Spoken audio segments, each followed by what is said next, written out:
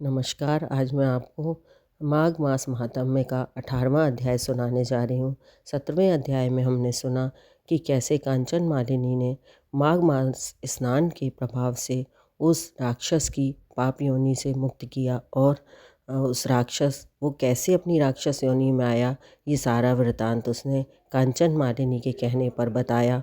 और कांचन मालिनी ने अपने माघ स्नान के करने से जो गीले वस्त्र हुए थे उनको निचोड़कर हाथ में लेकर उस जल को वृद्ध राक्षस पर छिड़का तो वह पाप से मुक्त हो गया और सुंदर स्वरूप को प्राप्त हुआ। अब हम सुनते हैं 18वां अध्याय। 18वें अध्याय में हम सुनेंगे याग स्नान का फल एवं गंधर्व कन्याओं की विरह कथा।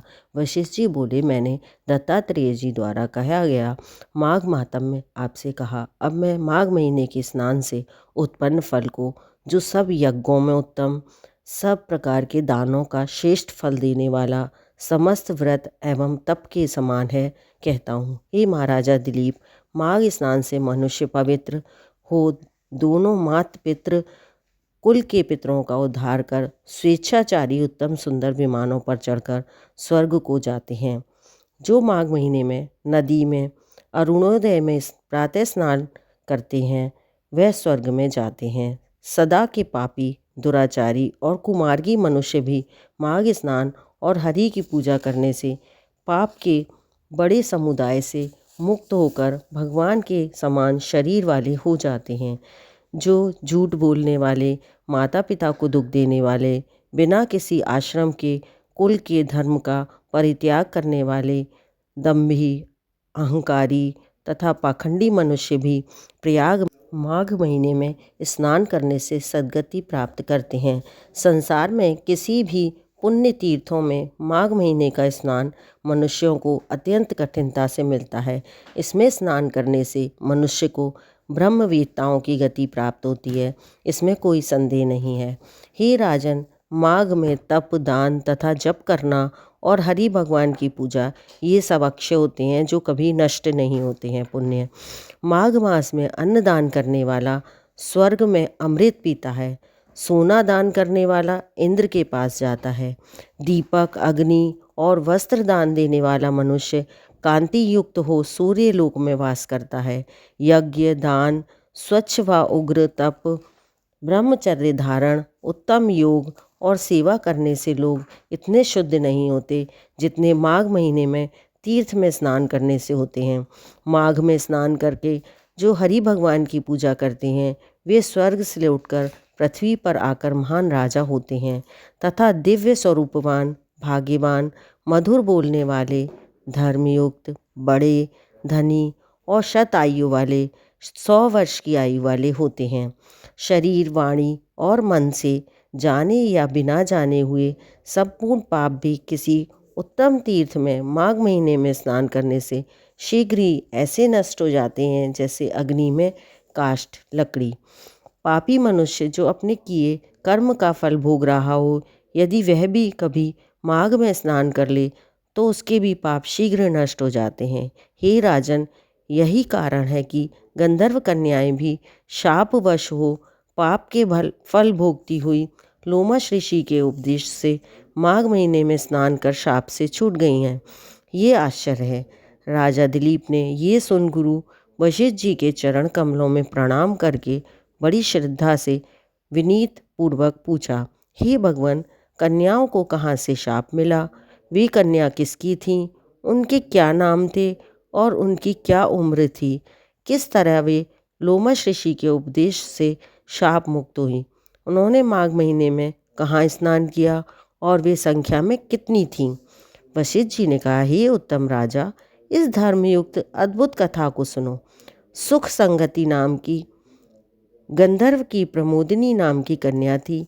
सुशील की कन्या सुशीला, स्वरवेदी की कन्या सुशरा, चंद्रकांत की कन्या सुतारा और सुप्रभ की कन्या चंद्रिका थी। हे राजन, ये सुंदर नाम इन अप्सराओं के थे। ये पांचों कन्याएं कुमारी तथा उम्र में समान थीं, एक जैसी उम्र की थीं। ये चंद्रमा की ज्योति के समान अत्यंत शोभायमान थीं, जिनके दर्शन से ही कामोद्दीपन होता था। ये चंद्रमा के समान बड़ी स्वच्छ और उसके समान अमृत जैसी रसयुक्त थीं, जो नैनों को आनंदित करने वाली, अति ललित, बड़ी सुंदर, उठे हुए पयोधर वाली कमलिनी के समान थीं, यौवन में नवीन लता के समान थीं, सोने जैसी गोरे रंग की तथा सोने की तरह चमक वाली, प्रभा वाली और सोने के ही आभूषण धारण किए थीं, चंपाकली और सोने के समान सुनहरे वस्त्र धारण किए थीं। स्वर भृंगी हाव भाव से मृच्छना, तान, गान, विनोद और बांसुरी तथा बीन बजाने में, मृदंग, नाद और नृत्य इत्यादि कलाओं में निपुण थीं। अपनी सुंदर क्रीड़ा से मोहित करती हुई माता पिता की लाडली ये कन्याएं कुबेर के वन में विचरती थीं, घूमती थीं। कौतुक से एक बार ये पांचों मिलकर बैसाख के महीने में एक जंगल से दूसरे जंगल में मंदार के फूल तोड़ती हुई घूम रही थीं। एक दिन गौरी की पूजा करने के लिए सुंदर जल वाले सरोवर पर गईं और वहाँ सुंदर कमलों को देखकर उनमें से कुछ उत्तम कमलों को तोड़ा। फिर उज्ज्वल स्फटिक युक्त सरोवर में स्नान कर, वस्त्र पहन, मौन धारण किए हुए उस स्थान की सुनहरी बालू से उमा की मूर्ति बनाई, माता पार्वती की मूर्ति बनाई नहा करके। चंदन, कपूर, कुमकुम और सुंदर कमलों से उमा की मूर्ति का भक्ति से पूजन करके वे कन्याएं ताल देकर नृत्य करने लगीं। जब वे कन्याएं अपने गांधार रसीले उच्च स्वर में रस वर्षाती हुई गा रही थीं और आनंदित हो नाचने में तल्लीन थीं, तब उसी समय उत्तम तीर्थ अच्छोद में वेद निधि मुनि के पुत्र अग्निप ऋषि स्नान करने के लिए आए। उनके शरीर से रूप सौंदर्य चमक रहा था। सुंदर मुख, कमल जैसे नेत्र, विशाल छाती, सुंदर लंबी भुजाएं, श्यामवर्ण सिर पर सुंदर शिखा सहित वह ब्रह्मचारी दंड रूपी धनुष लिए दूसरे कामदेव के समान शोभायमान था।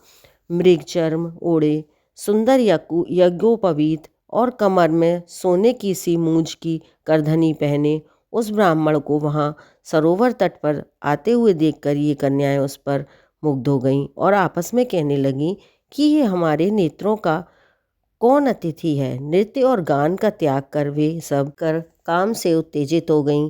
ये पांचों मोहित कन्या आपस में देखो देखो ऐसा कहकर उस उत्तम ब्राह्मण युवा के चित्त में काम क्रीड़ा उत्पन्न करने लगीं और मन में सोचने लगीं कि ये कोई कामदेव है या अश्विनी कुमार है या कोई गंधर्व है, किन्नर है या सिद्ध है या कोई ऋषि पुत्र है या कोई श्रेष्ठ मनुष्य है। ये चाहे जो भी हो, ब्रह्मा ने इसको हम लोगों के लिए ही बनाया है। गौरी ने हम कुमारियों के लिए ही ये श्रेष्ठ वर भेजा है। हे नृपवर, जिस समय ये पांचों कन्या आपस में एक दूसरे से ऐसा कहते हुए पुनः कहने लगीं, ये तुमने वरा, मैंने वरा, जैसे तुमने वरा वैसे हमने वरा, हम सब तुम सबने वरण किया।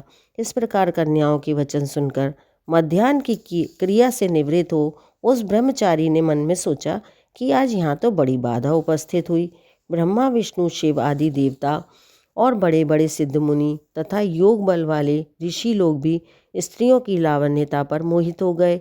ये बड़ा आश्चर्य है। स्त्रियों के नेत्र रूपी तीक्ष्ण बाणों ने हाय किसका मन रूपी हरिण नहीं बेधा।